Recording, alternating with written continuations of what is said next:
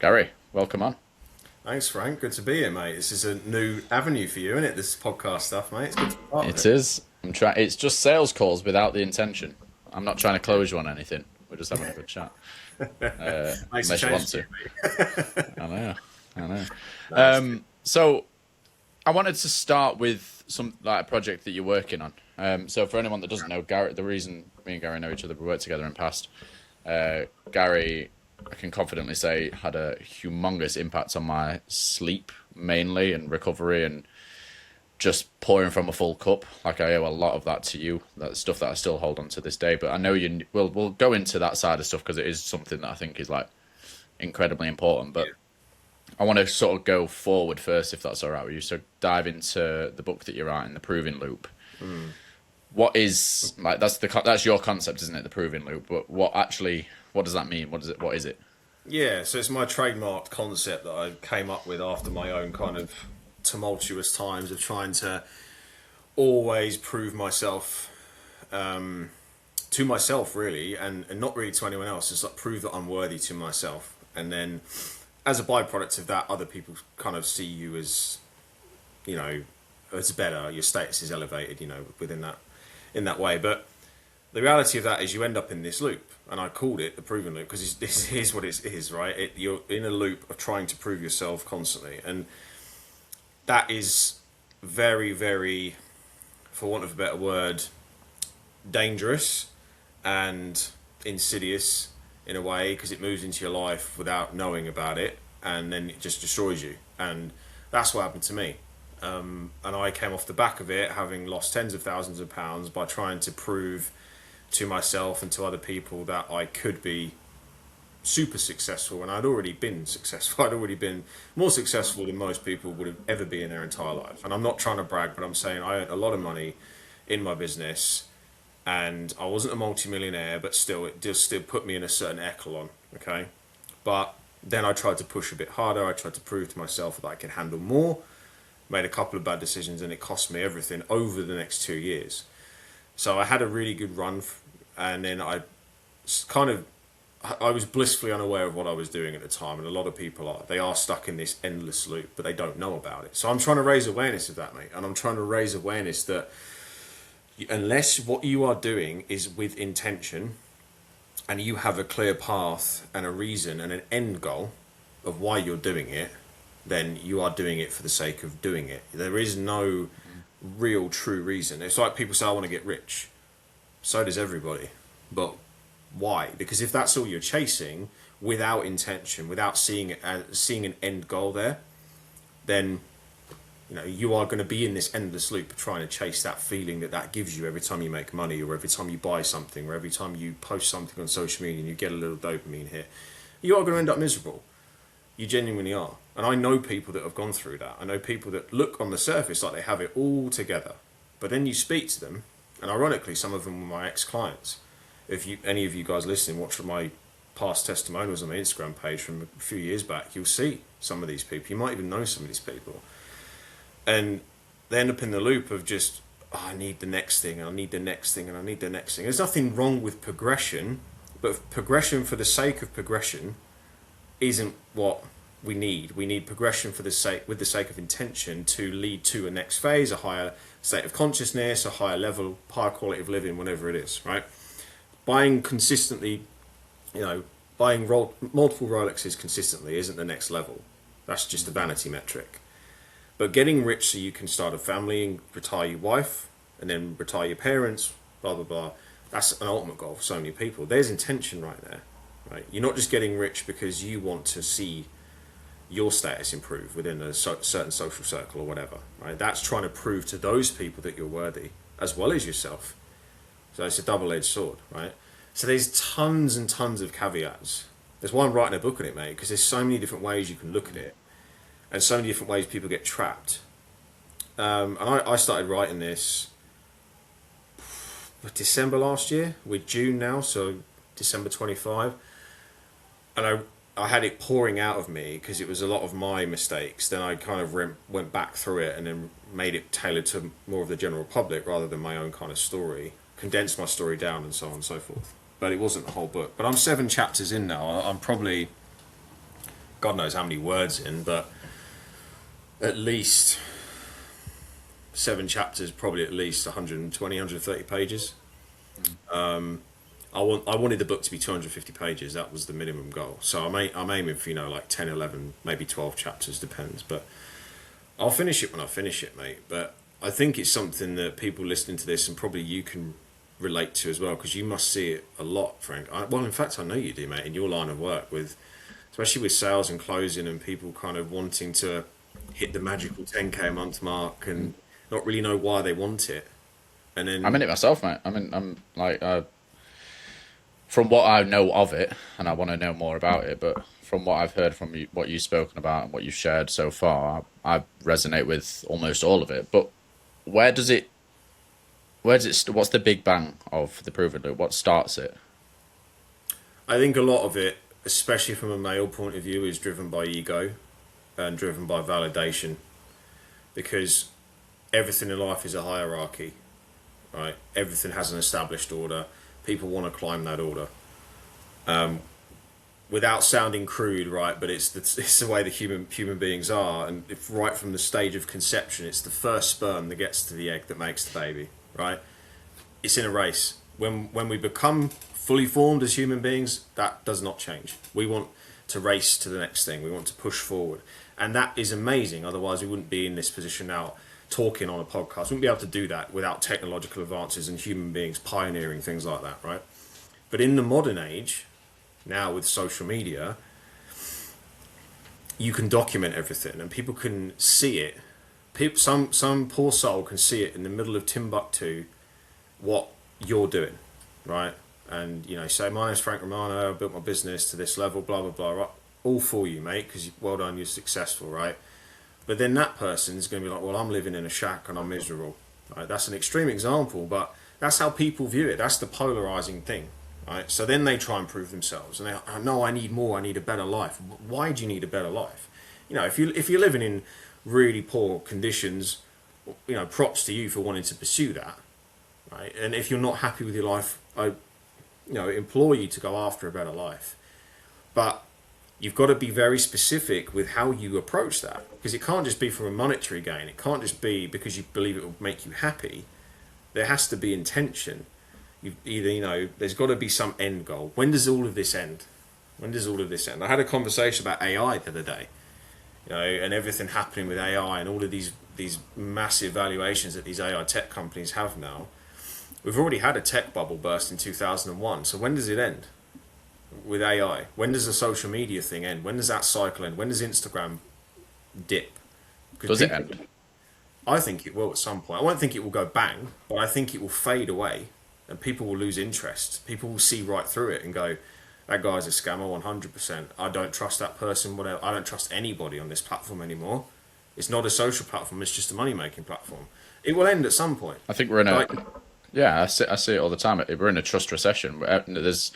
There's less and less and less trust by the hour, And do you think that is the I guess the indicator that we're on a downward spiral with it? Like, the more AI comes out, especially in social media settings, like, you can spot it from a mile off. And even though it's getting better and better and better, it then creates not, oh, now I trust AI. It now creates, oh, I trust everything less because it could be AI. Yeah, absolutely. It creates a distrust. It also makes people state wild claims to stand out more. And for those of them, those people out there that can figure it out, amazing. You will harvest everything. Like, you'll do really well because people will still trust you. You've already built the brand. You've already built the consistency, right? And with your message, you've not tried to prove yourself even more and say, I'll throw this in, I'll throw that in, I'll do this. And people just go, it's bullshit. Like, he's just trying to sound more outrageous in order to get more business or whatever. That's him trying to prove himself, or the business trying to prove itself that it is worthy of success and staying relevant in this day and age. But again, when does that end? Because that will end at some point. And then what do you do then? There's no intention there. So I'm not saying you have to overcome every hurdle or you have to foresee every hurdle, because that's impossible. But your hurdles will be a fucking lot less if you do it with intention. My intention was always to retire my wife, or get her out of her job and raise my kids, like be there for my kids, like all. And I did it. I did it for 3.5 years. Okay, before I had to accept my fate after some bad decisions that I needed to get a job. I needed to stabilise that, and we can get into that if we need to. But I lived that dream. I didn't miss a single day of my son's nursery. Didn't miss a single day of his growth, you know, and like his doctor's appointments and his anything that he went through, like his little classes that he did when he was a baby, and we take him to like baby classes and gymnastics and football, and I didn't miss any of that. I ran my business to a really good point, right? So good, I got it to the point where it did 35k in a month, right? And was able to maintain that for, you know, 5, 6, 7 months. Then it gradually dipped a little bit, but I was still able to sustain it, right? So it was a successful business, and that was always my intention. I was like, I don't want to make $1 million a month. I don't want to do 100 grand a month, whatever, right? I was more than happy with that. That's why I was able to kind of regress a little bit and still be content. But then I did get into the trap of thinking, should I go for more? Right? Should I try and get more? Why am I wasting this here? Because I was getting this narrative fed to me by other people that I wasn't aware of at the time. But yeah, Gary, you can do so much more. You've done it so quickly. You've done it as a one-man band, you know, posted all your own content, coached all of these people. And I did. I didn't have any editors, I didn't have anybody or no VAs. I did everything myself. And then I started to believe that, because I thought, oh, I can give my family a better life. I can do this. But I didn't. What I didn't do is the mistake. I didn't stay grounded to my original intention. So that's why I mean, like, you've got to anchor yourself to something. I talk about this in the book, the anchor points that you have. You can have an intention. The next phase is your anchor points. Okay? So you have an intention. People say, I want freedom. I want this, right? Or I want freedom for my family, as I did. But then your anchor points are like the subtopics of that. So that's always pulls you back. So it's like, I want the freedom so I can go out and spend £1,000 on a meal and take all my family and my parents out, my in-laws and blah blah blah, not think about it, have the best time ever. Then you think about, like, that kind of encompasses the social aspect of it and not really worrying about the cost. And then again, like my son, like I said with my son, like not missing classes that he had and things like that. But my mistake again was, if I had a bigger business that would take up more of my time, then I'd end up missing my son's classes, right? So what's the fucking point, right? I'd already had enough money. I'd already had a decent business, but that was my anchor point, and I completely disregarded it. So, have you heard of the Mexican fisherman? Yes. I've just pulled it up. Do you mind if I just go over it? It's like a 2-minute thing, because I think it will highlight. I've been talking quite a bit, so you crack on, mate. No, I think it's I think it's highlighting what you're saying. So this is the story that started the Be More with Less movement. So an American investment banker was at the pier of a small coastal Mexican village when a small boat with just one fisherman docked. Inside the small boat, there were several large yellowfin tuna. The American complimented the Mexican on the quality of his fish and asked how long it took to catch them. The Mexican then replied, "Only a little while." The American then asked, why didn't he stay out longer and catch more fish? The Mexican said that he had enough support. He had enough to support his family's immediate needs. The American then asked, but what do you do with the rest of your time? The Mexican fisherman then said, I sleep late, fish a little, play with my children, take siestas with my wife, Maria, stroll into the village each evening where I sip wine and play guitar with my amigos. I have a full and busy life. The American scoffed. I am a Harvard MBA and I could help you. You should spend more time fishing with the proceeds, buy a bigger boat. With the proceeds from the bigger boat, you could buy several boats. Eventually, you would have a fleet of fishing boats. Instead of selling your catch to a middleman, you would sell directly to the processor, eventually opening your own cannery. You would control the product processing and distribution. You would need to leave this small coastal fishing village and move to Mexico City, then LA, and eventually New York City, where you will run your expanding enterprise. The Mexican fisherman asked, but how long would all this take? To which the American replied, 15 to 20 years. But what then? Asked the Mexican. The American laughed and said, that's the best part. When the time is right, you would announce an IPO and sell your company stock to the public and become very rich. You would make millions. Millions. Then what? The American said, then you would retire, move to a small coastal fishing village where you would sleep late, fish a little, play with your kids, take siestas with your wife, stroll to the village in the evenings where you could sip wine and play a guitar with your amigos.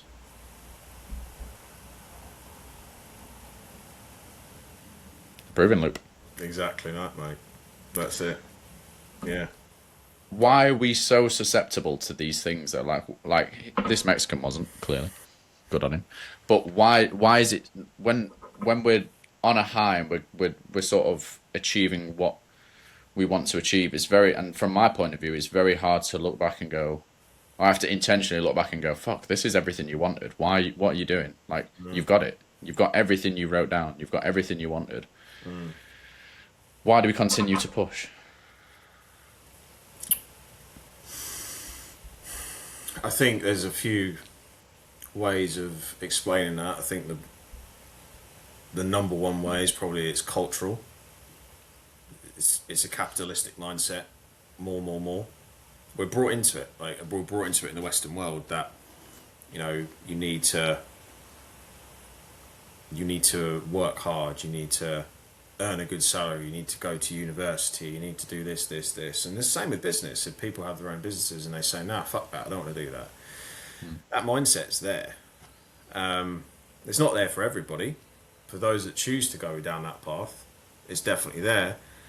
And people do it blindly. People work hard blindly, either with the end goal of retiring and not enjoying their life along the way. Just work. And I'll enjoy my life when I'm 67, whatever the retirement age is now, right? In the UK.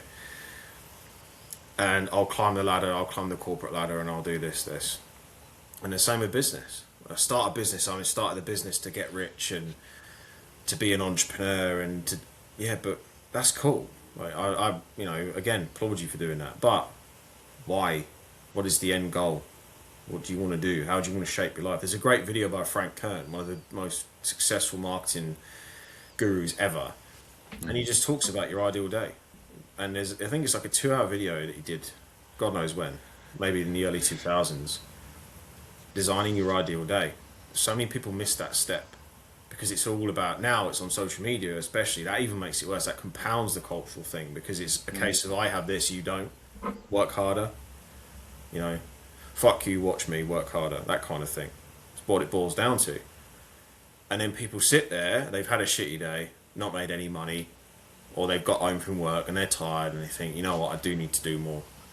Nothing wrong, again, with that work mindset. But doing it blindly is the problem. That will ruin you. It's walking a tightrope with a blindfold on. You can't see the end goal. But, props to you for walking a tightrope, having the balls to do so. But you don't know where you're going. You don't know how you're going to do it. You may have the idea in your head. You may have the sales skills of Alex Hormozy. You may have the marketing skills of Frank Kern. But what is that going to lead to for you?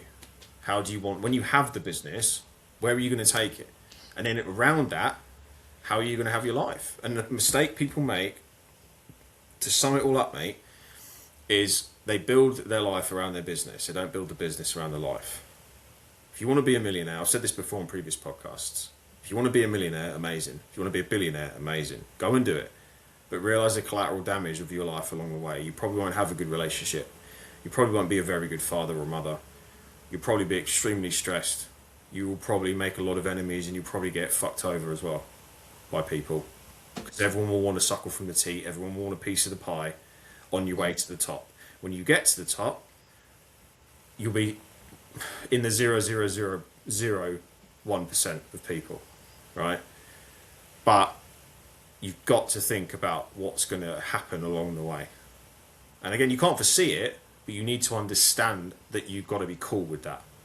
You've got to be cool to take those punches to the face and say, yeah, they're cool. This is normal. I chose this. Most people aren't cool with that.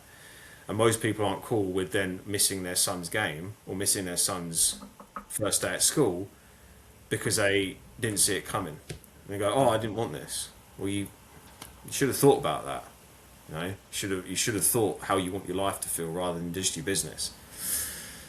Stuck in that proving loop, man. It's a dangerous place. So the cultural thing, I think, is a big thing, and especially in the Western world. The Eastern world, with like Asian businesses and how they conduct business, is night and day to how we do it over here. There's millionaires over in Asia. Of course there is billionaires in Asia, but their business practices are massively different to how we do it. Everything over here is like undercutting other people and taking what's yours or what you feel is right for yours, rather than working in like a coalition or something like that to all succeed, you know. And it's power and dominance rather than spirituality and like leadership and things like that. Doing the right decision by other people that then they reward you, and then that pushes your status high, and you bring them up with you. Whereas here it's a case of like, I want to get to the top and fuck the rest of you, kind of thing, you know. And So is there an element of just having to have your blinkers on and ignoring what's around you and what's being seen? Although it's very difficult to do with the modern world, the phones, the black mirrors in our hands, the social media, the news, the everything shoving stuff down your throat about what else is out there. Comparison is the thief of joy and all that. Is it just a case of you just need to have blinkers on and go, right, where am I actually going? Like, put something in the sat nav, like have a destination, have a goal, and stay true to it, because the goalposts will inevitably move, won't they? Of course it will. You have to reflect on it every day. You have to set the intention. Well, I want to climb Mount Everest. Okay, cool. But then, are you reviewing your progress every day? Are you reviewing the trapdoors that you could be facing you right now? You know, if I sat down and I reviewed, I had an offer for an investment today. What's that? What does that mean? Like, open it up a little bit, rather than just, I had an offer for an investment that can elevate me even more. But no, what are the pitfalls of that? Not saying you should be risk averse, but understand it. Understand what's driving those decisions, what's driving that excitement, that dopamine that makes you feel a certain way. Carl Jung said it best, you know, until you make the subconscious conscious, it will direct your life and you'll call it fate. I could quite happily sit here and say, it was fate that my business wasn't supposed to get to the next level. No, it was because I wasn't aware of the decisions I was making, and I was blind. And my subconscious was driving that. I wasn't aware of it. Now I fucking am. I'll never make that mistake again. And if I paused and reflected on it, like you would on a hike or a journey, stop, review the map, look around. Right, are we in the right path? What's the weather like? How high up are we? You know, how much oxygen do we have left? Blah, blah, blah. Right? You would work out the potential dangers. And you know, weigh up the risk and go, it's 80% in our favour, 70% in our favour. Yeah, let's keep going. Right? Or what about that though? What about that little bit there? You do that daily, you end up training your focus to ignore distractions deliberately, not trying to force it, not willpower. Willpower is a myth, it doesn't exist. That's a fleeting state, as is motivation. Discipline and training and, you know, building that character around you, persistence and resilience is what really works. Willpower and motivation do not exist. You'll be here today and gone tomorrow. So you can't train those things, but you can train yourself to feel and see things a certain way. Do you think all this, though, do you think you are able to talk like this because of your experiences and because of your highs and your lows that you mentioned? Like, is it an unteachable lesson? Is it something that you need to go through to see? It's like the whole money won't make you happy. It's all right. You've got £1 million in the bank. It will make me happy. Do you know what I mean? Like, I get it, mate. Yeah. I think there is an element to that. Definitely, you go through that. You don't know what you don't know. There's also, prior to the experience I've described, losing all the money and the business having to be shut down and job and everything. Prior to that, I'd read a ton of books that heightened my self-awareness and heightened how I would maximise my productivity and how I kind of wanted my life to look. But then I stopped. I stopped doing the daily reflection because I got what I wanted. And I was like, I'm cool with maintaining it now. I know what to do. You know, and I didn't do what I originally done, which helped get me there. I didn't do those daily reflections. I didn't count those daily wins. I didn't count those daily problems and then figure out how to solve them. So that was my subconscious just running in the background, and then it was building and building and building. I wasn't aware of the problems it was causing with the decisions and things like that. So yeah, I think you have to go through it, and that's what people are not willing to do because it's scary as hell. I think you need to build the persistence and resilience first, and the skill comes later. That's when you win. What do you mean? while doing stuff builds persistence and resilience. People want the perfect way of doing it. That's the skill side of things. I want to make £1 million, right? Cool. But are you willing to go through the shit that will build you enough resilience and persistence to make £1 million? No, I just want the skills in order to do it. Well, you ain't going to get it that way. You're not. You may be extremely lucky, highly intelligent, born with that gift. Be great at marketing, but be shit at sales. Just have your ego's too big, and you can't associate, you can't empathize with people, you can't just talk to them like a normal human being. So yeah, that's a problem. So you have to willingly put that aside and just say, right, I'm willing to fail, and I'm willing to learn how to be persistent and resilient. Persistence will win every single time when people with talent choose to skip the steps. Right? May take longer, but you will win. And the skills will you'll naturally get better because you've just been in that arena longer. You've picked up more stuff. Right? You cannot, you're not going to, but you could literally ask my wife. When I first started posting content, I would shut the door in our living room and tell her to go away, and I'd be recording her a video face to camera, and I'd be shit scared because I didn't have the skill to do it. But I wasn't looking for the skill. I was just looking to be persistent and consistent with it all. It's like, right, just persist with this. Ignore the haters. Not that I really had any, because no one followed me anyway, right? But just ignore that. Push it aside, because the intention is the intention, right? And what comes with it will come with it. And then I ended up getting what I wanted, and then that was the next level for me, and that's when I failed, okay? But I had that attitude from day one. It's like, I'll be willing to fail. Like I said to you before we even came on this podcast, mate, I just don't care. I don't care. I share my story with anybody because I don't want them to fail. I don't care about myself. And in terms of like looking for people to empathise with me, oh, Gary, it'll be okay. I don't care. I'm not looking for that. I just want you to not do what I did. Right? I'll be fine. Right? I'll have a lot of regret about how I conducted myself and the decisions I made, but I'll be fine. I'll get through it. I'm in a decent job right now. You know, I'll get by it. It's not the end of the world. It's a stopgap for me, and I'll come back. And I'm willing to go through that again. So, do you think though? So I was speaking to Ali the other day, as you know, you're a good friend of Ali as well, and he's a massive advocate for. You shouldn't regret anything, because that indicates that you're not grateful for the position you're in, and you got to be easier on yourself because of the information you had at the time of making the decision that you made. Yes. Yeah. I like that. So your regret that you've got, do you think it's...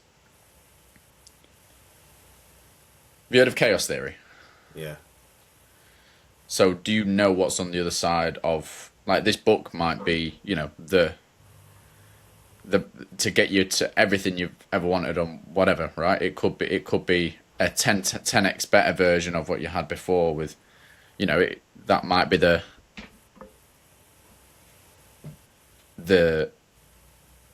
ultimate like end point that you've been looking for, but you had to have all this process to get that. But you're always looking in hindsight, right? There's no way to predict anything. You're always looking in hindsight. So I guess what I'm asking is, like, when you or me or anyone is looking at like their past, their decisions, their whatever, is it okay to just go, if I could do that again, I wouldn't, but I don't regret it because I'm here?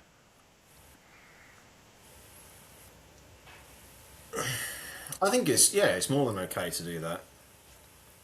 I have regret because the intention I had, I was living it, and I let those around me that I care about the most down. But that regret then turned into fuel to stabilize my life and figure out a solution. So I said to you, I still have it. It doesn't consume me, but I'd be lying if I said I still didn't have a little bit of regret. I understand fully what Ali's saying, and it'd be a great conversation for me and him to have. I'll play devil's advocate. I don't think you can just turn off regret. Personally, if you're a driven person, you're a motivated person, even though I don't fully believe in motivation, but you know what I mean. I don't think you can fully turn off regret and just go, I'm cool with that, right? Because from my point of view, at least, Ali's had his trials and tribulations. I'm fully aware of those, and a lot of them are worse than mine, right?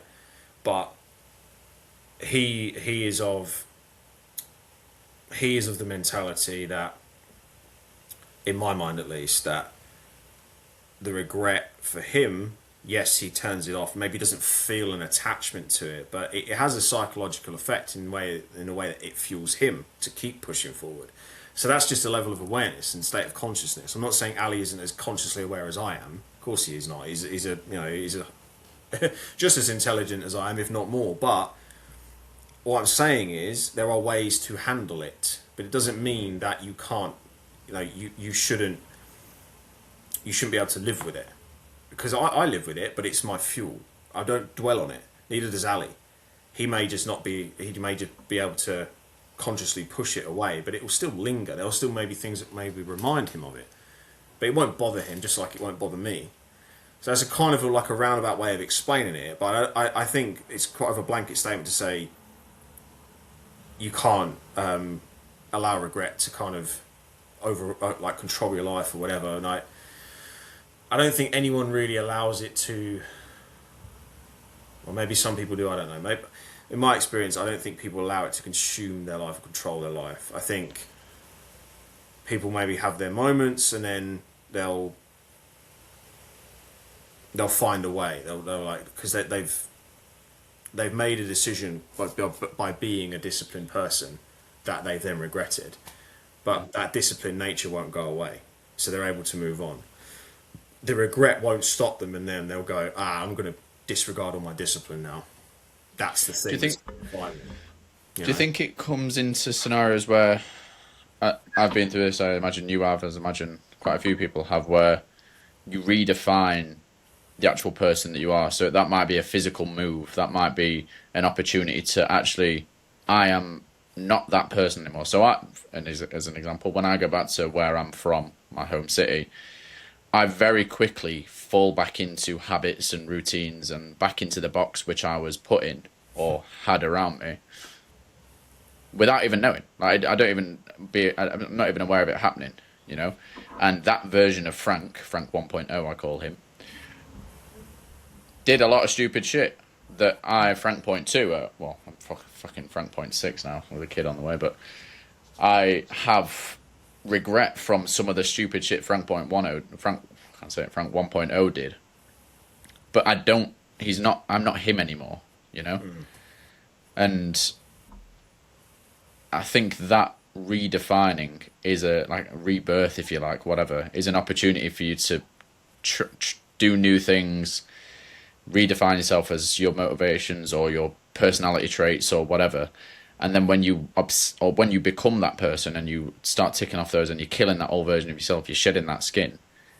Doesn't mean that those memories aren't still there. Doesn't mean that those decisions, those things, those whatever didn't happen.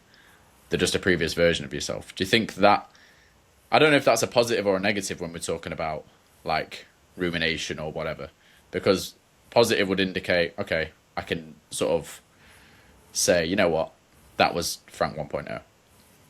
The negative would be like, fuck, I can't believe I did that, because it's still me. Yeah. I think you can use regret as a safety net, mate. What you're describing is a safety net, because you don't make those mistakes again. Because you know how it made you feel. The regret is poison. As everyone's saying, regret is poison. It is. So you don't want to drink the poison again.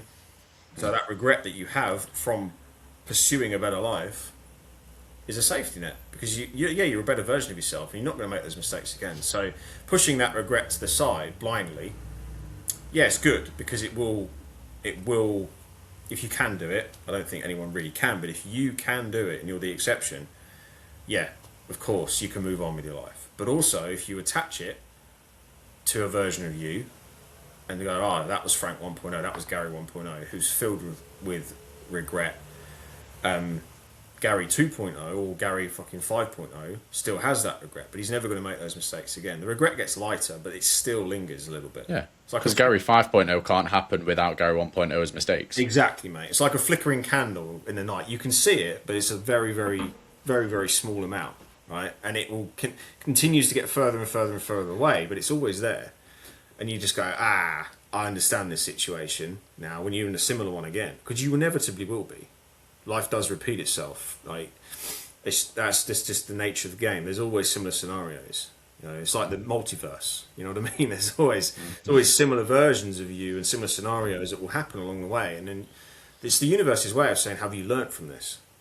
Are you going to make the same mistake again? Because this is the identical scenario. Maybe you're in a different location, different person, different business model, but it's the exact same scenario. It's a potential outcome that you need to learn from. So I think it's, like I said, regret is fuel, because it fuels you to change, it fuels a new version of you, but it can act as a safety net. So I think it's a good tool to have, but you have to understand it. What you've just described there is metacognition. It's a level of metacognition, because you're just going, why am I thinking this stuff? Most people don't have that. Goes back to what I said about Carl Jung, you know, with making the subconscious conscious. Understand why your subconscious behaviour drives you, and understand what your thoughts are saying and where they're coming from. And that's because you're leveling up.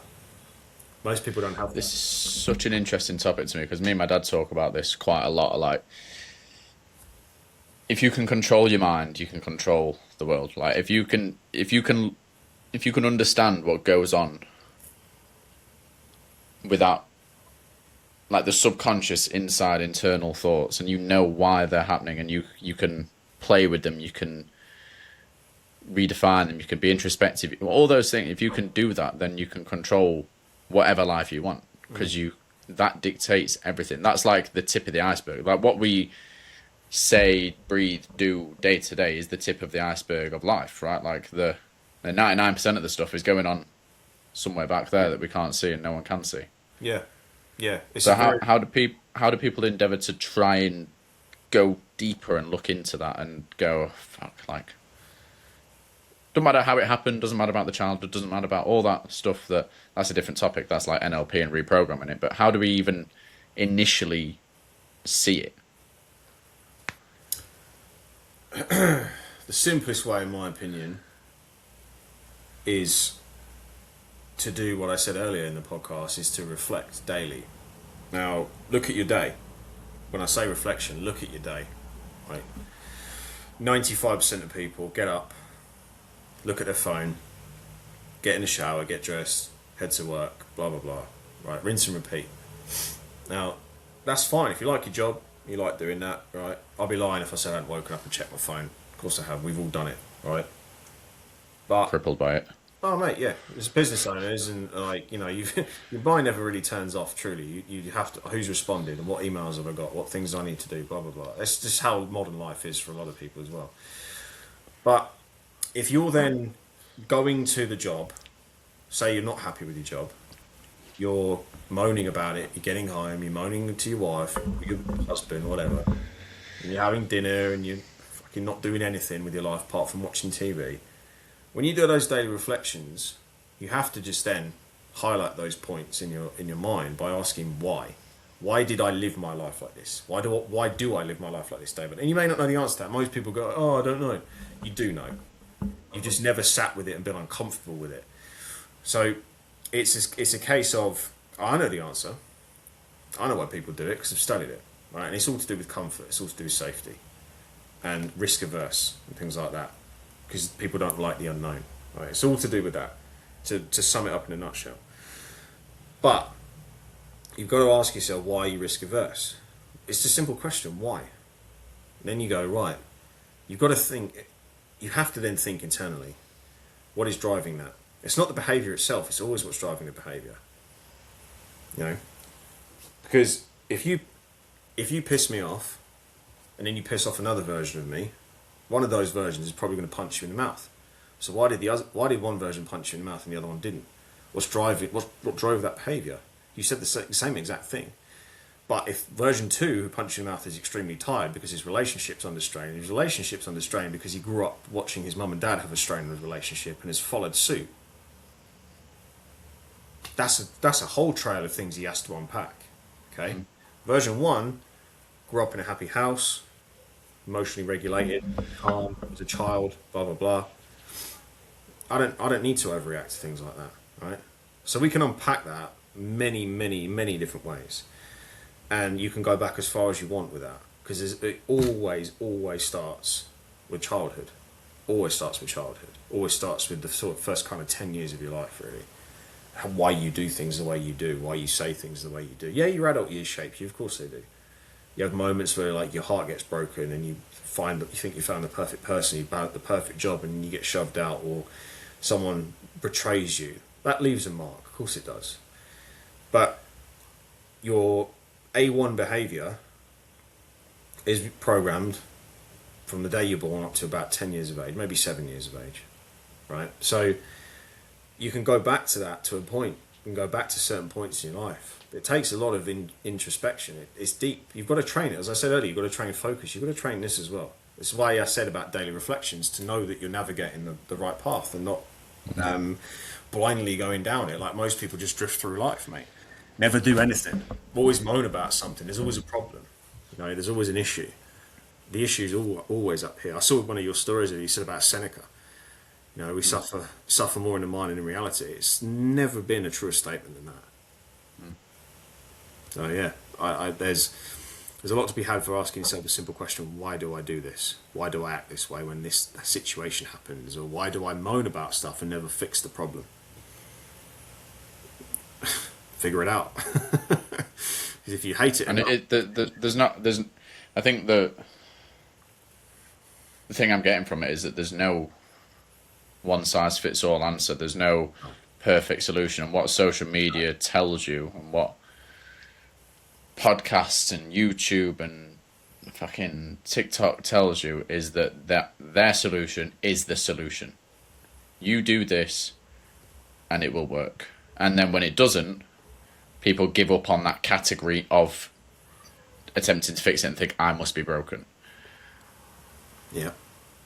And the reason you think that is because you've done one attempt. You've done one attempt of fixing the one thing. And I think the more curious you can be with why you are how you are, and or even a step before that, just understanding that the version of you that you are today, right now, is because of everything that has happened or you have done in your entire life. Like, there is a series of steps that have been taken all the way up to this second right here, right now. And at any one time you can interject and change that if you want to, but it's not going to be the first thing you try, or the second, or the third, or the 10th, or the 100th. It might be the 152nd thing that you try, that you read randomly in a fucking book one day, and you think, okay, I'll give it a go. And it works for you. And when we see on social media, like, try this breathing, try this fucking routine, try this, whatever you see, this technique, and it doesn't work, you give up. And when you give up, you go back to comfort, because that's what you know. Right? So I think a good thing to do, as well as just, and what you're saying, what it will bring out is the curiosity. I think that's what you're saying, isn't it? Like, if you write down, why am I like this? Just day to day. Why do I do the day the way I do it? Why do I make the decisions that I make? Why do I feel the way I feel about things? Why do I judge the way I judge? And constantly ask why? Eventually you'll have an answer. And then you have a solution. Yeah. It's it was made there's his name, Walt Whitman said that, be curious. An famous author said that. And it's true. Like, when you think about when we're kids, I see it with my oldest son now, 3.5. Daddy, why does that do that? Mummy, why does that do that? All the time. And now as our mind grows and develops, that part shuts down, because we gain conscious thought. We gain conscious thought around the age of 5 or 6. But my son at the moment runs an autopilot. Doesn't know why he does the things he does. He just does. He just is, right? Anyone who has toddlers or has had toddlers knows that. They just run on autopilot. Then they get to a point where they go boom, and they're awake, and they start to they start to be aware of their actions, and they start to be able to listen more, right? And there'll be a point in your life, and everyone listening to this, where you'll have your earliest memory.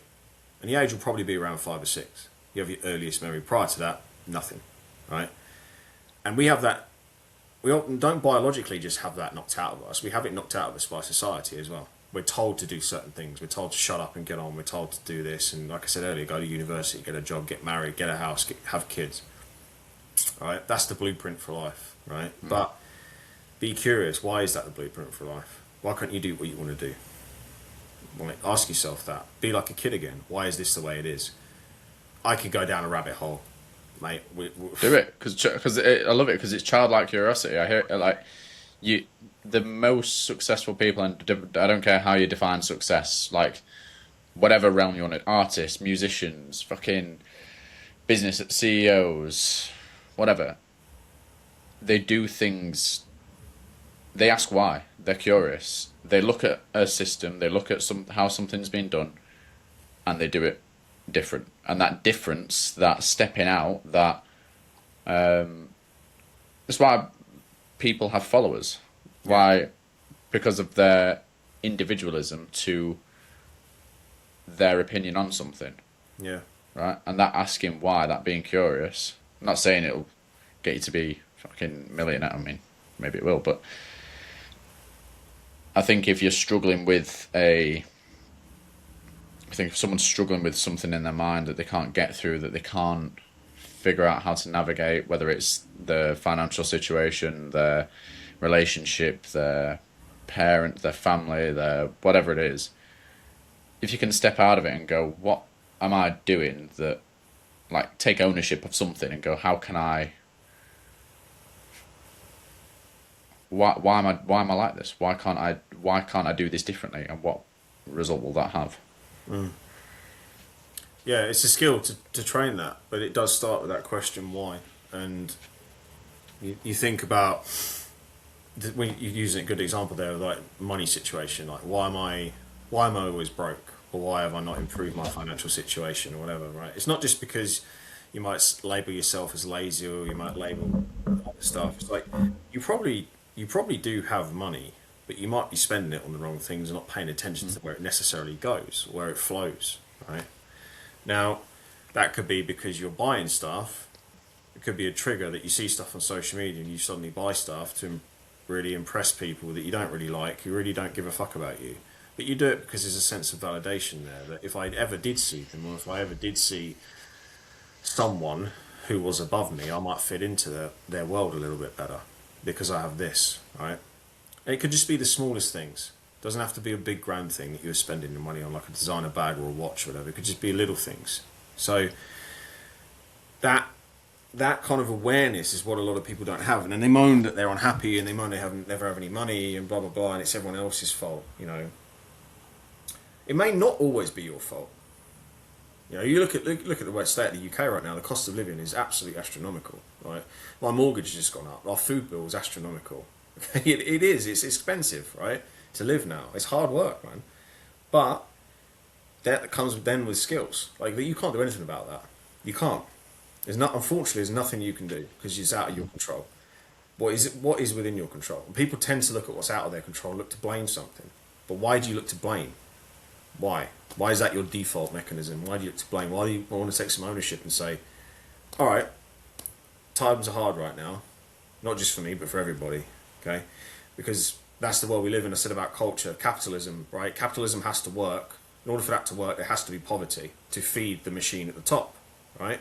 So not everyone's going to be rich, but the cycle can always go like this. People can rise up through it, and that's how, you know, most people see capitalism. So instead of saying, I'm stuck like this forever, you got to ask why is it the way it is? What can I do? Be curious about it. You know, how did he do it? Like he went from making 20 grand a year to making 60 grand a year. That'd be pretty cool. Doesn't have to be a millionaire. How did he do it? What did he do? He said, fuck that, I fucking hate that guy. He earns triple what I earn. You know, like that's people's default state though, isn't it? You know? Mm-hmm. So that's human nature as well. You know, we are envious of other people. Like it's a survival thing. You know, and that's the monkey brain in us, you know, that kind of keeps us safe. We have to see a perceived threat and throw things at it, throw accusations at it to make us feel better. But it isn't necessarily the truth. So when I say going down the rabbit hole, this is just like scratching the surface, because the way, if you look at broaden it even more, like the whole way the world is set up, and you're told to do certain things, why is it that way? Why has it always been that way? Because, like you said, Frank, professional sportsmen, really successful entrepreneurs, they didn't see it that way, right? They're the exception rather than the rule, right? But what can you learn from them? What can they teach you? What can all the great philosophers teach you? Like we mentioned Seneca. What can Marcus Aurelius teach you? What can Plato teach you? What can Nostradamus teach you? Right? What can Jesus teach you? If you're religious, you know? All of these things. Just be curious about it. Just consume the opposite to what you're already consuming. And you might start to feel better. Your life might not immediately change. Very rarely will it immediately change. But you might start to feel better. You might start to get hope. And hope is very powerful. Because if you have hope, you believe you can change. And with change becomes progress. With progress comes a new version of you, which is what we were saying earlier, right? Mm-hmm. That's what you want. That's what people are searching for. And that's why they're so frustrated, because they feel like they're stuck. When the reality is they're not. They're just not asking themselves the right questions. I think curiosity is the catalyst for everything. Like, I know my life dramatically changed when I became curious. I was in the mundane cycle, rinse and repeat, continue, until the point where I asked. And to be fair, like, we slate social media a lot. I think having that exposure to it, opened that curiosity for sure. It can be a good thing. It can be a good thing if you're curious about how it works and how people make money from it. Absolutely, but the pitfalls are clearly there, mate. Absolutely. Yeah, of course. So, bringing this back to, we've gone on a huge tangent from Proving Loop, but a huge 45-minute tangent. But so to sort of summarize Proving Loop, how does someone not stay in this cycle of having to prove to other people that they mean something? Because even in the depths of debt I've been in, I still bought fucking Nike shoes because I didn't want people to think that I wore Reebok. Do you know what I mean? Like, it always has been. It's always to prove to someone else, and whether people say it or not, it is. Yeah, that's also your own standards as well, right? You have your own standards. You know, if you don't want to dress poorly, it's not necessarily you want to prove to others. Like when people say, "I don't care what others think of me," of course you do.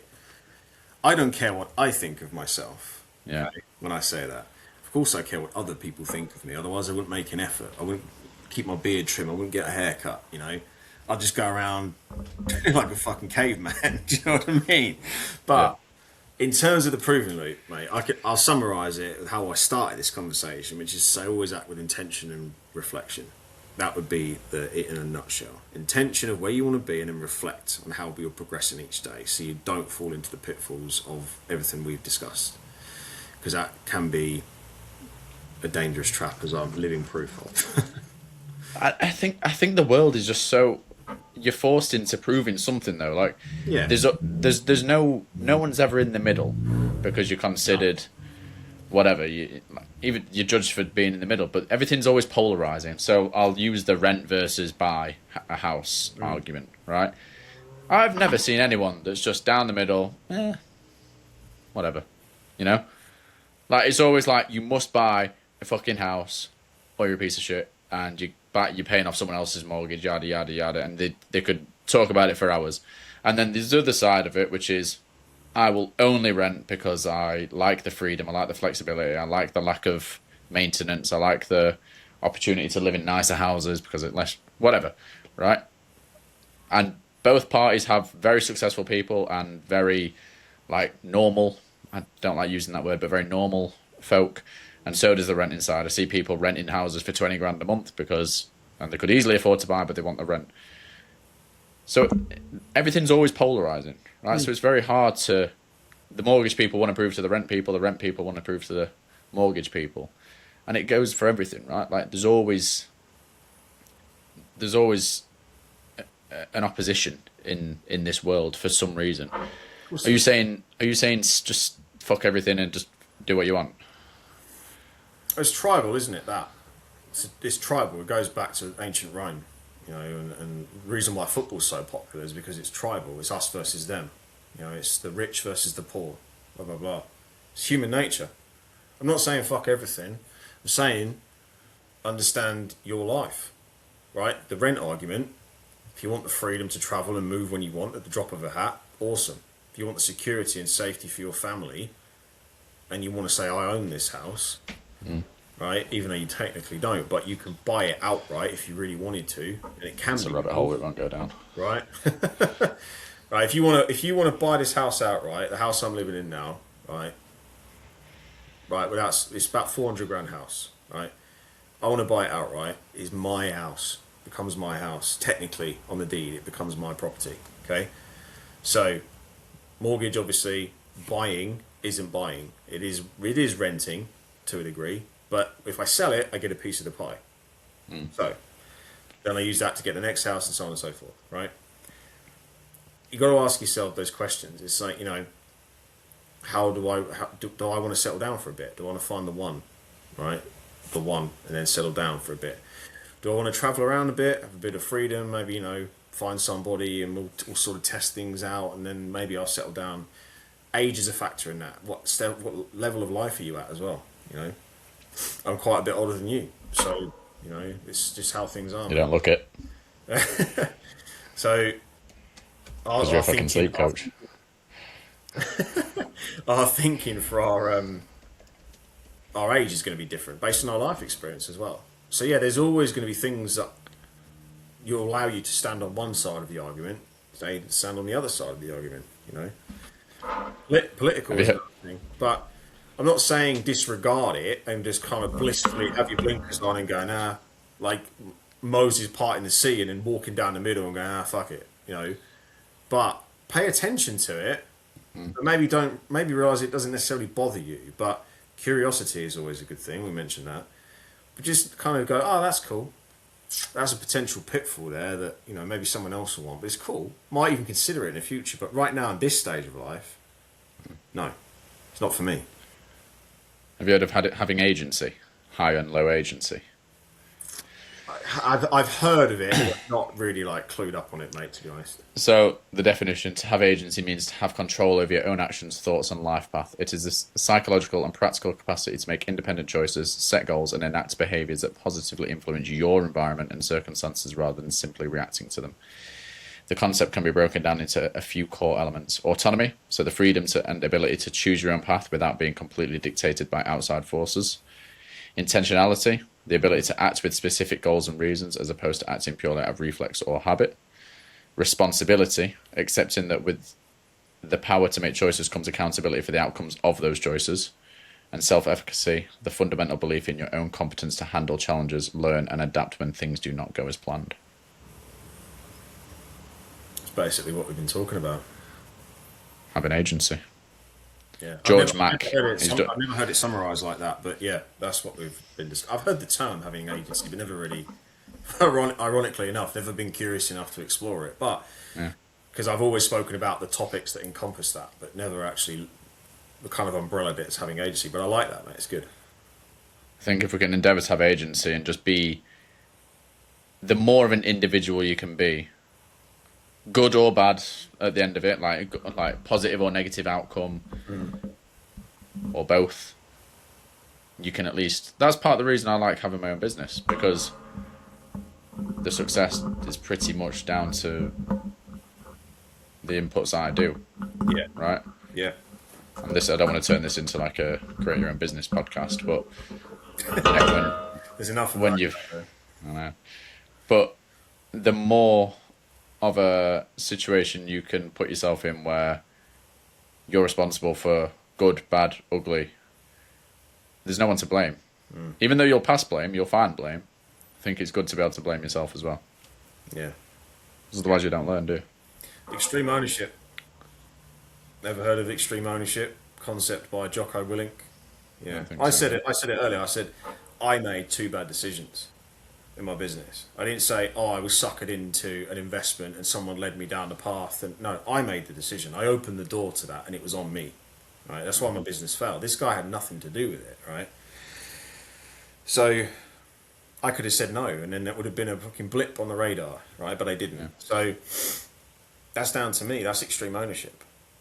Like, I'm not passing the blame to him and saying, he suckered me in. Yeah, it was painful because I thought, he has fucking pulled the wool over my eyes. He has lied to me. I saw him as a friend, blah, blah, blah. But I made the decision. I opened the door and let him in. You know. Do you think that came with time, or did you always blame yourself? I think I've hinted at it before, that it was his fault when I've felt a certain way, a certain state of being at the time. But in hindsight, as you said earlier, where I was going in hindsight, yeah, it was always me. It's my business. I say yes, I say no, and unfortunately, I said yes. So that's the problem. You know, if you say yes to a bad employee and that employee wrecks your business, that's your fault, isn't the employee's fault. So you haven't, one, you let that employee in. Two, you didn't train that employee. Three, you didn't get rid of them early enough. You let them move. And I mentioned insidiously earlier. You let them move insidiously through your business and destroy it all. Then you got rid of them when it was too late, because the damage then was tangible, or you could see it. You know, so in your revenue, whatever. But if you'd known, you know, after say phase one, after you'd interviewed them and hired them, and then a week in they're a bad person, then you get rid of them. That's ownership. It's extreme ownership. Like, it's business as well, but it's extreme ownership because you make the decisions, and you just cannot allow that blame to shift from anyone else but you. It's your business. You designed it, you built it, you thought of it, you pulled it literally out of your head as an idea, made it reality. And you're telling me you want to then blame someone else when it fails. I've heard I'm full of them today. Have you heard the empty boat theory? No, I don't think I have, mate. Not heard of that one. I'm fucking reading to you today. The empty boat theory is a parable that teaches us how to manage anger and frustration by reframing our perception of others. So the theory originates from the writings of the ancient Chinese philosopher Zhangzi. The story: a man is rowing a boat in the middle of a peaceful lake, meditating. Suddenly, another boat crashes into his. Instantly, the man is filled with rage and prepares to scream at the person who disrupted his peace. When he looks over to confront the person, he realizes the boat is entirely empty. It simply had drifted loose from its moorings. His anger instantly evaporates because you cannot be angry at an empty boat. Yeah. So, I think I'm a bastard for this. I think boats and cars, I think they link in my head, but like road rage, like you blame. Do you know what I mean? It's instant. That person's in the wrong. It's so easy to be in this state of I'm perfect, even though we don't think of ourselves as perfect. When it comes down to like a heightened adrenaline scenario, or in business or in whatever, so easy to pass blame. It's so easy to, when the stakes are high, yeah, you look at what everyone else did wrong. Yeah. I think it's very difficult to look inwards and first as well. A lot of the time, mate, people don't like what they find. They never do it. So they know what the problem is. They know why they don't want to be seen to be improving their lives. They know that they don't want to walk away from an unhappy relationship. They know why.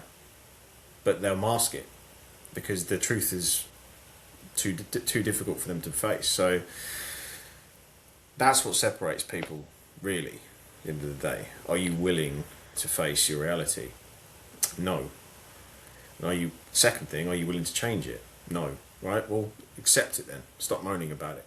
It's the worst. It's a hard thing to get out of, but it's the worst type of person, and it's someone that is doing the actions to keep themselves in a scenario and then proceeds to complain about it. Like, if you're constantly trying to take ownership and get out of something, complain. I love complaining. It's one of my favorite things. I love to like fucking just nag when we're eating dinner about something that's pissing me off, but it's something that's I'm trying to resolve, and I'm taking on it. Love complaining, but I don't complain about stuff that is,